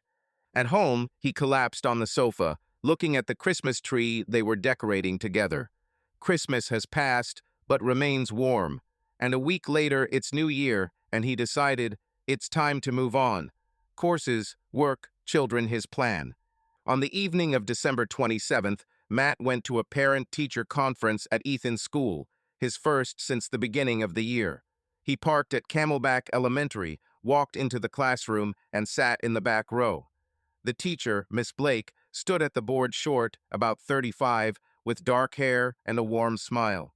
She talked about the progress of the class, how Ethan had pure energy, and Matt smiled as he listened. After the meeting, he approached her to ask about Ethan's homework. "Miss Blake," he said, holding the backpack in his hands. "I'm Matt Carter, Ethan's dad." "Oh, hi," she turned, and her eyes were kind but attentive. "I'm Nora. Nice to see you. Ethan is a real hurricane." "That's for sure," Matt chuckled. "Doesn't he bother you too much?" "No, he's cool," Nora smiled. "He just loves football more than mathematics. How are things going with him?" "Okay," Matt shrugged. "I see him once every 2 weeks, but I try." He was talking about the test. "I wanted to ask what to study there." Nora pulled out a piece of paper from the folder. "Here are examples. If so, I can explain." "Thank you." Matt took the piece of paper, feeling her fingers lightly touch his arm. It was fleeting, but warm. "I'll sort it out. He is my champion, but numbers are tight." "You can do it." Nora looked at him. "You come often. This is great for Ethan." "I'm trying," Matt nodded. "He and Sophie are my main people." "Sophie in 5th grade?" she asked. "I saw her at the concert. She's talented." "Yeah," Matt smiled. I almost shed a tear. "I understand," Nora laughed quietly. "My daughter is in 6th grade, and she also sings. It's catchy." "Do you have a daughter?" Matt was surprised. She looked young, but not young. "Yes, Emma," Nora nodded. "Divorced 3 years ago. She is my engine." "That sounds familiar," Matt chuckled. "My Kate left a couple of months ago. Children are my anchor." They fell silent, but the silence was not awkward, but somehow comfortable. Nora looked at him, and there was something in her gaze, not pity, but understanding. "If anything happens, call me," she said, holding out a business card. "For school or just like that. Ethan is a good guy, and it sounds like you are too." "Thank you." Matt took the business card, feeling a slight warmth in his chest. "Maybe I'll call." She smiled, and he walked away holding the piece of paper and business card. A couple more months have passed since the Christmas holidays. Matt continued to work for Dan at his auto repair shop, working part-time on weekends and saving every dollar. He had already signed up for night classes in auto mechanics at Phoenix Community College. The start of classes was approaching, and this was a real incentive for Matt. When he finally received his first certificate of enrollment at the end of January, he couldn't help but smile. One evening, after the service had closed, Dan took an envelope out of his pocket and handed it to Matt. "Hey, look," he said, squinting slyly. "What is this?" Matt wiped his hands on a rag, opened the envelope, and saw a check there. "Bonus," Dan replied. "Our revenue has increased. Do you know why? Because you work like an ox. Clients respect you, and there is more work." "But it's too much." Matt looked at the amount. $500? Dan, are you sure?" "Yes," Dan grinned. "Call it a promotion. Now you are not just a mechanic on hand, but my full-fledged partner. I want you to feel, this business is also yours." Matt felt a lump rise in his throat. Over the past few months, everything around him had been falling apart, and now, for the first time, there was a feeling that he was moving up. He squeezed the check, but even tighter Dan's shoulder. "Thank you, brother," was all he squeezed out. "You have no idea how important this is to me." That evening, Matt called the children. Sophie answered the phone first. "Dad, hi, I have news. I signed up for the school reading competition," she said in an excited voice. "Seriously?" Matt smiled. "Will you read poetry?" "Yes, about America and about dreams. And you know, I thought about you when I chose the poem," Sophie admitted. "Because you never give up."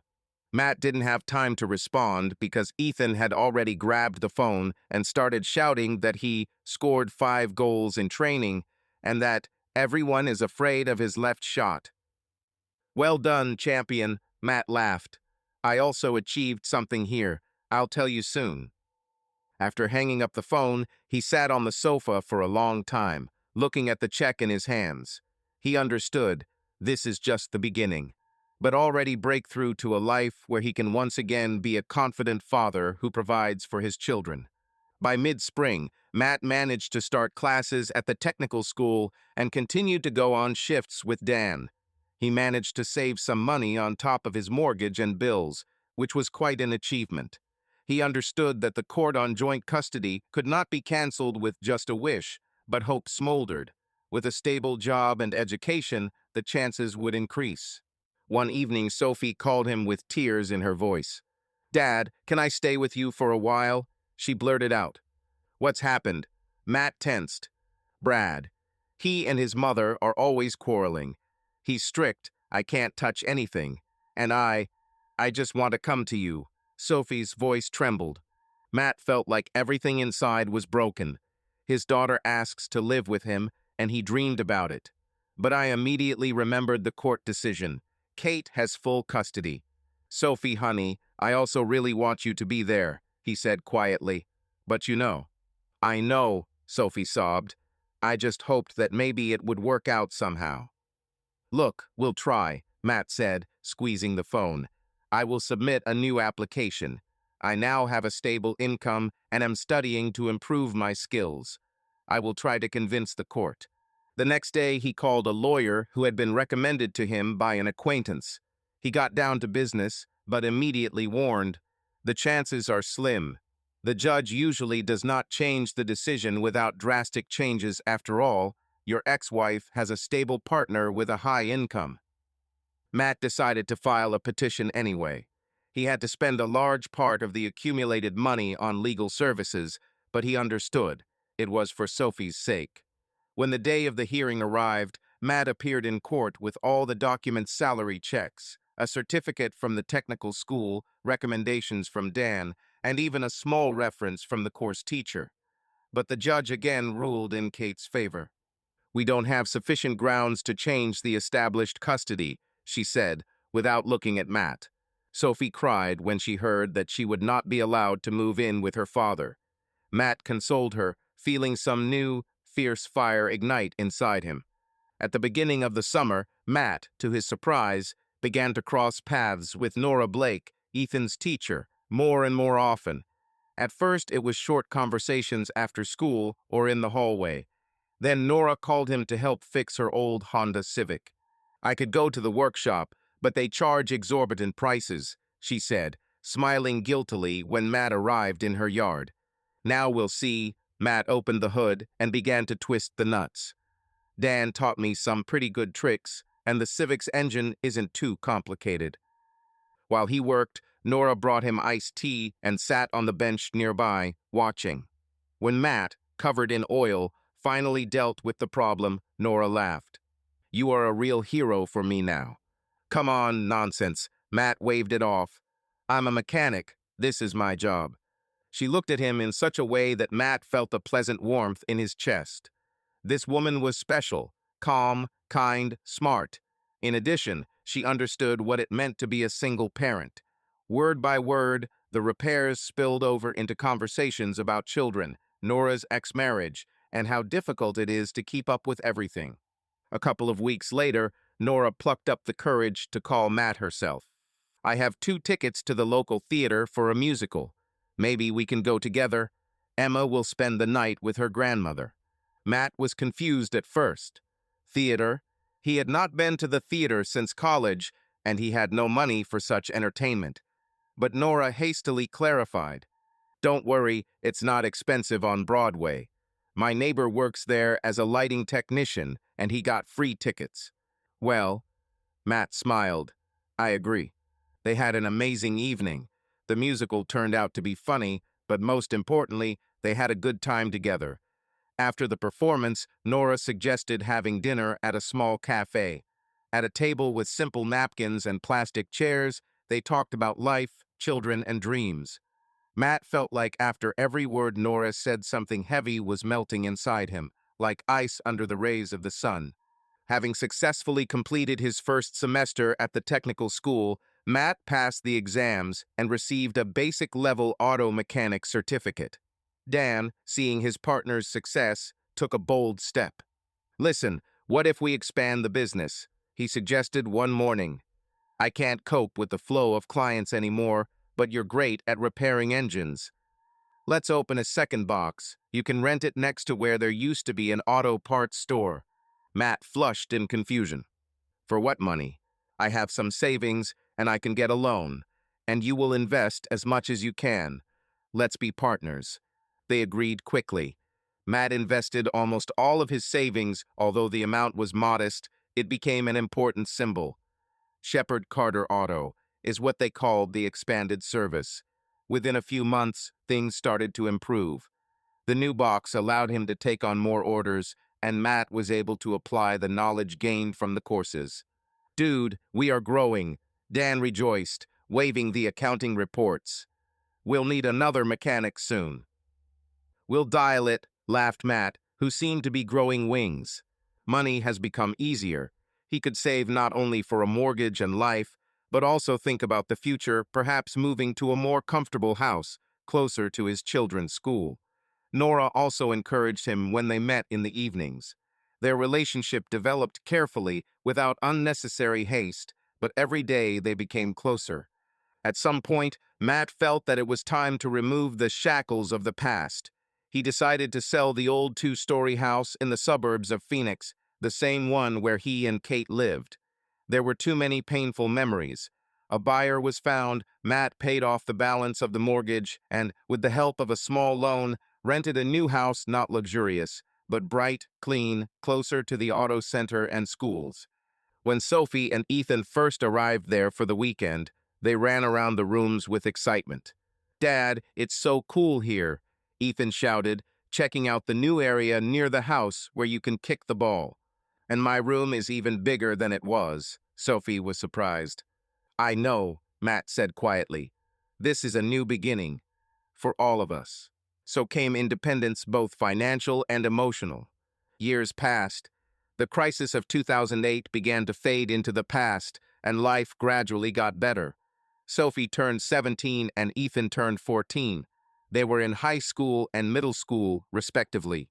Matt still saw them only part of the time due to the court order, but now Kate didn't mind if the children wanted to stay with their father longer, especially after strange things began to happen in her marriage to Brad. Sophie grew up as a thoughtful and serious girl, interested in history and literature. She already had to choose a college, and she often consulted with Matt and Nora. Ethan became a real sports guy. He loved football, dreamed of getting into the university team, and then, as he said, breaking into the big leagues. "Dad, look at the sneakers Brad gave me," Ethan once boasted. "Wow, dears," Matt looked at the branded boots, which clearly cost more than $100. "Yes, but I still like the ball you bought better," Ethan admitted honestly, "because we played with them." Sophie, for her part, was increasingly moving away from Kate.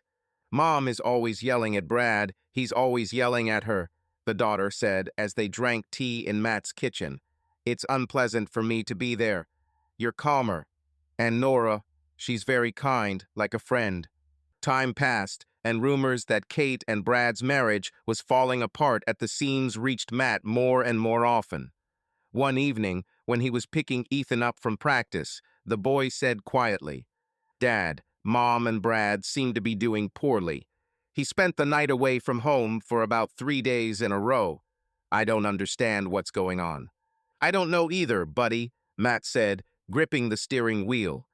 "But remember, you and Sophie can always come to me if it becomes really unbearable." Children grew up, and Matt's new life grew up with them. Regular customers at the auto repair shop, quiet evenings with Nora, Sunday football games with Ethan, and book discussions with Sophie. He felt needed and free like never before. One day, when Sophie was already in senior year and Ethan was in ninth grade, Brad suddenly disappeared from Kate's life completely.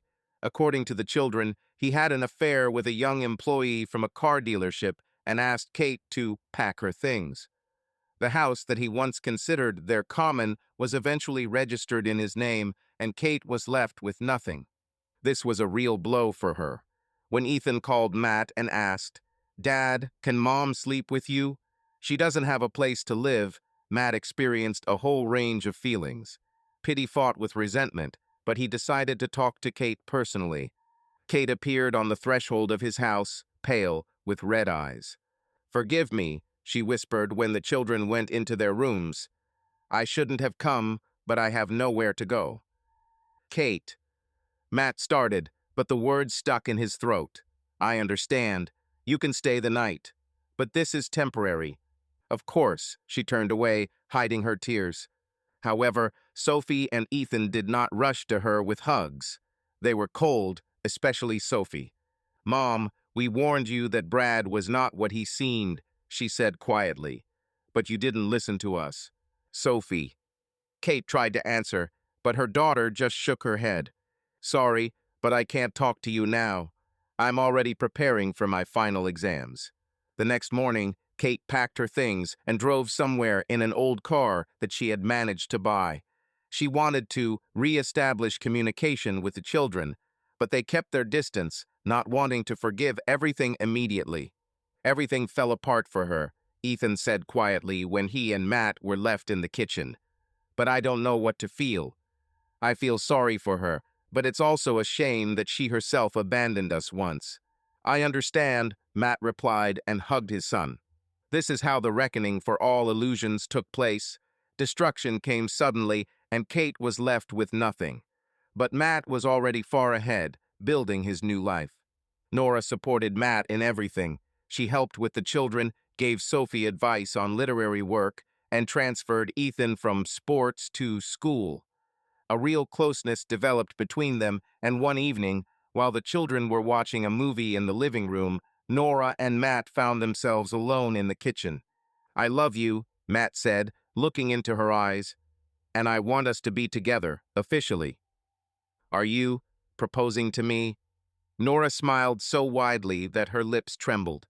"Yes." Matt took out a small box with a simple ring. He couldn't afford diamonds, but he put his heart and soul into choosing this piece. Nora cried with happiness and nodded, dropping the ring on the floor from excitement, and then they laughed together, trying to pick it up.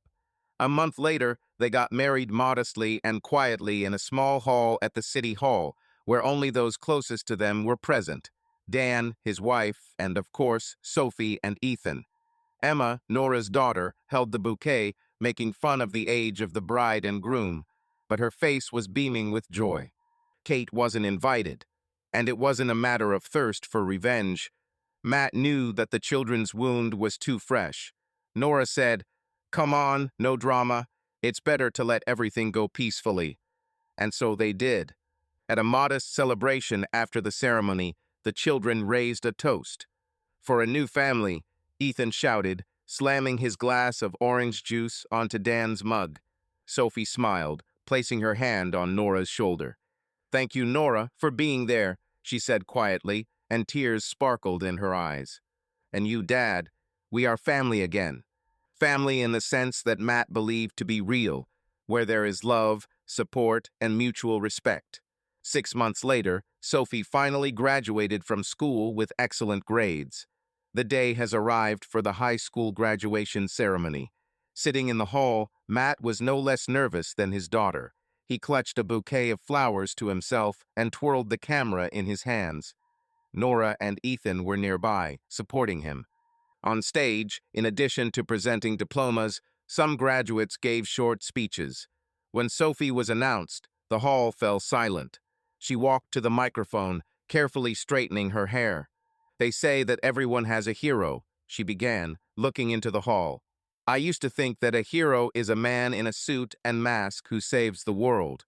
But then I realized that a real hero can look like an ordinary dad who doesn't give up, who fights for you, even if it seems that the whole world is against you." Matt felt his chest tighten. He met his daughter's gaze, and she smiled. "Dad, this speech is for you. Thank you for always being there," Sophie finished, and applause rang out in the hall. Kate stood at the other end of the hall, trying to stay away. She also heard her daughter's words. When it was over, Sophie and Ethan ran up to Matt and Nora. They were laughing, taking pictures, hugging, and Kate stood at a distance, as if lost. In the end, she came up, when everyone had already left, and said quietly, "Congratulations, Matt. You are a worthy father." This short confession became for her a kind of step towards the realization that she had lost not only her husband, but also the trust of her children. Matt nodded. "Thank you, Kate." He did not feel anger, only a tired understanding that everything that she was now coming to, he had already gone through with pain and tears. But he had a future ahead of him, and she has her own path. 15 years flew by quickly. Many things have changed. Phoenix has long since moved on from the 2008 crisis. Shepard and Carter Auto grew into a large network of shops throughout the state, and Matt became a full-fledged co-owner. He no longer tinkered with cars every day, although sometimes he liked to go back to his roots and fix the old engine himself. Sophie is now 32 years old. She successfully graduated from university, works in a publishing house, and writes articles about history and culture. Ethan, 29, plays in a second-division football club, and although he did not become a world star, he is happy he has a team, friends, and his favorite profession as a coach for juniors. Matt lives in a cozy house with Nora. Their relationship has stood the test of time. Emma, Nora's daughter, is already an adult, has moved to another state, but often comes to visit. Sophie and Ethan come here often too, on holidays, for family dinners, just to chat. Kate, she hasn't been in touch with them for a long time.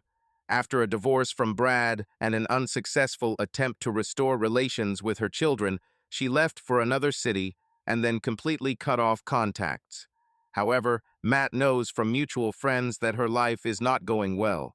He no longer wants to gloat he is happy, and the grievances of past years have dissolved in new joys.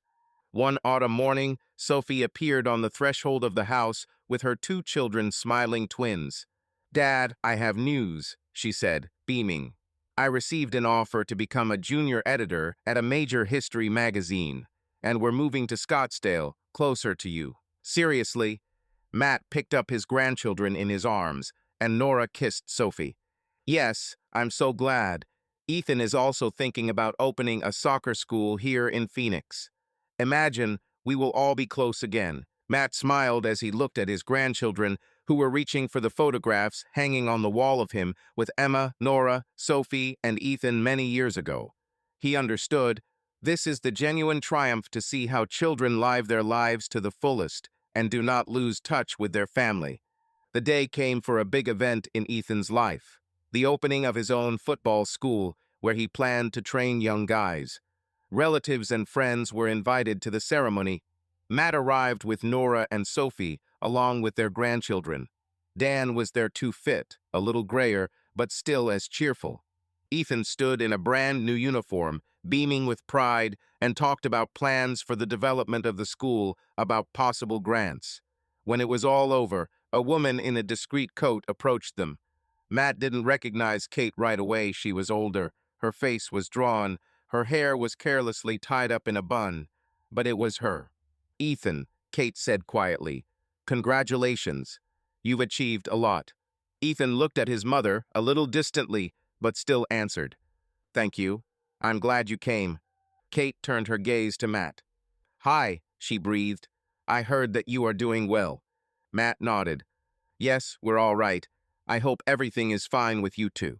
She sighed, lowering her eyes. "Not as much as I would like.